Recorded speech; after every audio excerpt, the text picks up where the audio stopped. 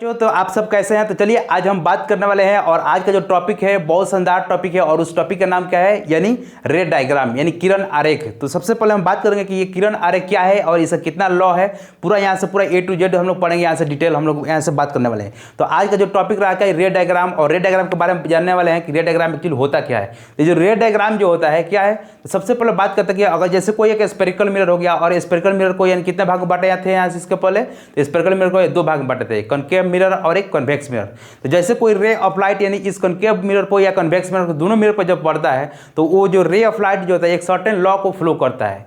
बिना उस लॉ को फ्लो किए हुए उस का इमेज हम लोग नहीं बना पाएंगे किसी भी ऑब्जेक्ट का।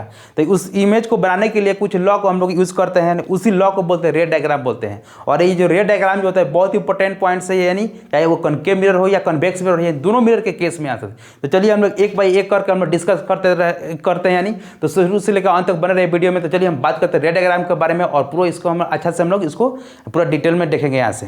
तो चलिए तो बात करते हैं नहीं सबसे पहले कि रे डायग्राम क्या है और इसका कितना लॉ है और स्पेरिकल के लिए कितना है और स्पेरिकल में कॉनकेव के लिए कितना है और कॉन्वेक्स के लिए कितना है यहाँ से। तो चलिए बात करते हैं यहाँ से रे डायग्राम के बारे में। तो सबसे पहले हम लोग का हेडिंग क्या है, रे डायग्राम यानी रेज डायग्राम, इसको बोलते हैं हम लोग किरण आरेख। किरण आरेख तो किसी भी स्पेरिकल मिरर में आरेख, किसी भी स्पेरिकल मिरर में चाहे वो कनकेव हो या कन्वेक्स हो, तो दोनों को यानी इमेज को यानी सही से ऑब्टेन करने के लिए एक लॉ को हम लोग फ्लो करते हैं, वही लॉ क्या है, रे डायग्राम। अब हम देखेंगे ये लॉ कितना है और सभी को हम लोग कंटिन्यू यहाँ से करते हैं यहाँ से। तो सबसे पहले बात है रे डायग्राम यानी किरण आरेख। तो इसमें जो किरण आरेख का है लॉ को यानी फ्लो करता है। अब उसके बारे में हम लोग पूरा डिस्कस करते हैं यहाँ से। तो फर्स्ट जो लॉ है, जब प्रकाश का किरण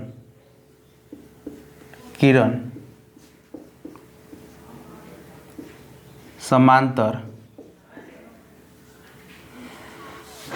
गोलीय दर्पण पर पड़ता है तो परावर्तन यानी रिफ्लेक्शन के पश्चात फोकस से गुजरता है।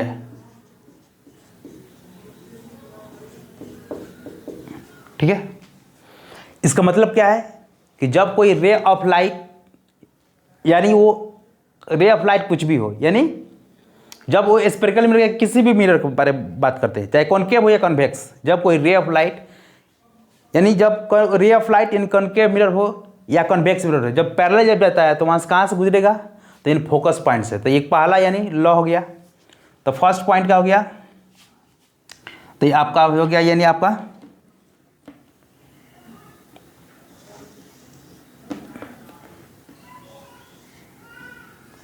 ये पोल हो गया,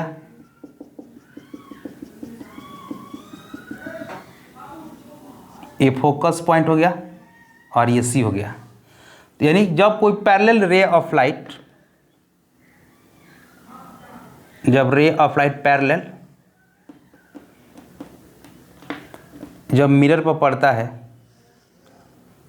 तो वो रे ऑफ लाइट रिफ्लेक्शन के बाद कहाँ से पास होगा, तो ये फोकस से पास होता है। ठीक है, तो ये हो गया आपका फर्स्ट लॉ। तो ये हो गया आपका फोकस पॉइंट।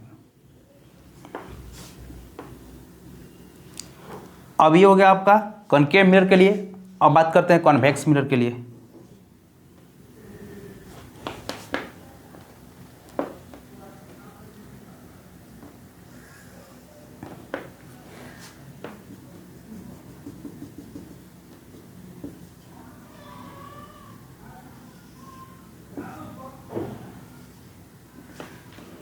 ये हो गया फोकस पॉइंट और ये हो गया आपका सी। तो जब रिफ्लेक्शन होगा तो ये फोकस से पास होगा। तो ये फर्स्ट लॉ हो गया। चाहे वो कॉनकेव हो या कन्वेक्स, दोनों की बात कर रहे हैं। अब वो ये होगा यानी सेकंड,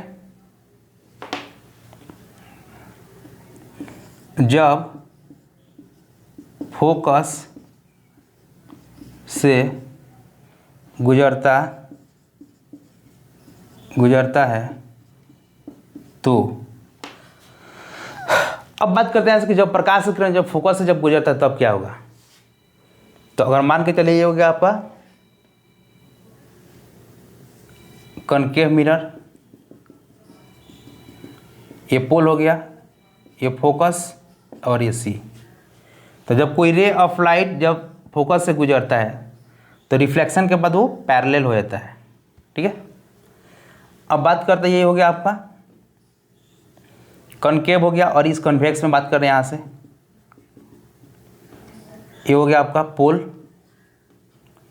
ये हो गया आपका फोकस, और ये हो गया पॉइंट सी। तो अगर ये फोकस पर यहाँ से अगर आएगा तो वो पैरेलल हो जाता है। ये हो गया आपका मुख्य अक्ष, ठीक है। तो जब कोई भी रे ऑफ लाइट जब यानी फोकस से जब पास करेगा, चाहे कॉनकेव हो या कॉन्वेक्स, तो दोनों के केस में वो क्या हो जाएगा, यहाँ से पैरेलल हो जाएगा, यानी रिफ्लेक्शन के बाद। अब बात करते हैं थर्ड लॉ के बारे में। अब कह रहे हैं यहाँ से, ये हो गया आपका सेकेंड, जब प्रकाश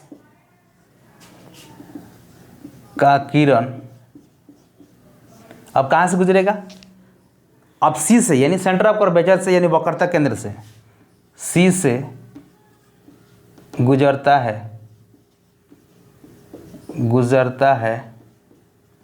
तो अगर ये सी से गुजरेगा तो क्या होगा,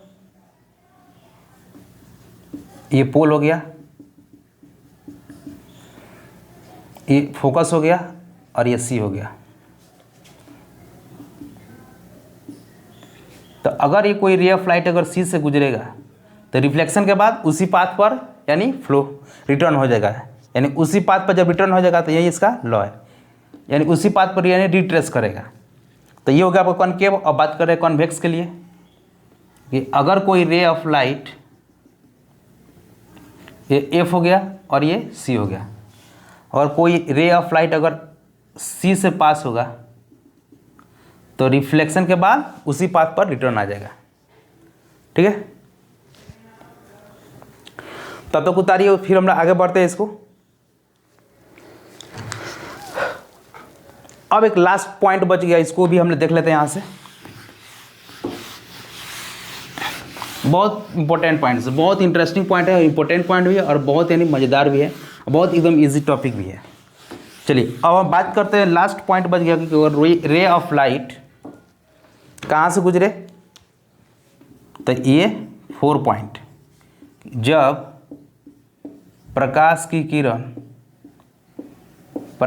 किरण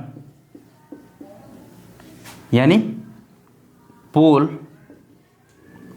यानी ध्रुव से गुजरता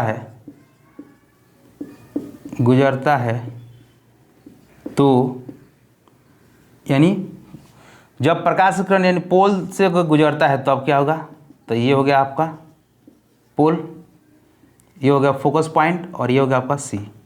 तो अगर जितना एंगल से ये रिफ्लेक्शन होगा, यहाँ से इंसिडेंट रे आएगा, रिफ्लेक्शन के बाद उतना ही एंगल से वो रिटर्न हो जाता है, ठीक है, यानी angle I equal to are.